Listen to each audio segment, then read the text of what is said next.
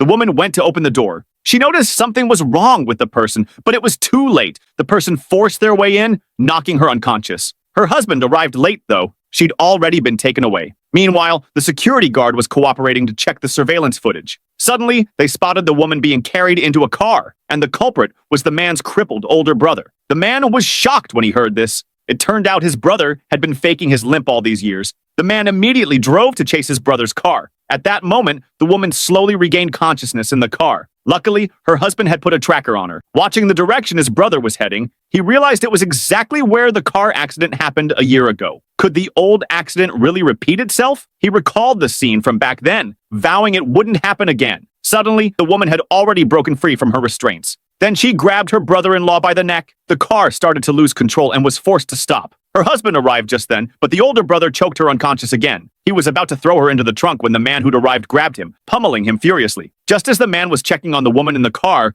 the older brother pulled out a dagger, stabbing the man hard, catching him off guard and making him collapse on the spot. The woman in the car crawled out, screaming her husband's name frantically. After stabbing the man, the older brother didn't plan to let the woman go either. Right before he struck again, the man mustered all his strength and overpowered his brother. Just then a truck came driving up. The woman remembered, before her rebirth, she'd lost her life from a second hit by a truck. Now this scene was about to repeat itself. She yelled furiously for her husband to leave, but her husband, to hold down his brother, lay there on the spot. Fortunately, the truck just passed by. At the same time, the woman looked at her wrist. The number had actually disappeared, and the same was true for her husband's wrist. This meant they'd successfully overcome fate. But the next second, her husband collapsed. Though he got medical help in time, he remained unconscious for 2 months. Every day, the woman prayed for him to wake up soon. After all, he hadn't yet named the baby in her belly. As the woman was returning to the ward, her sister-in-law ran out, and she instantly understood. Hurrying to the bedside, she finally saw her husband's gentle gaze.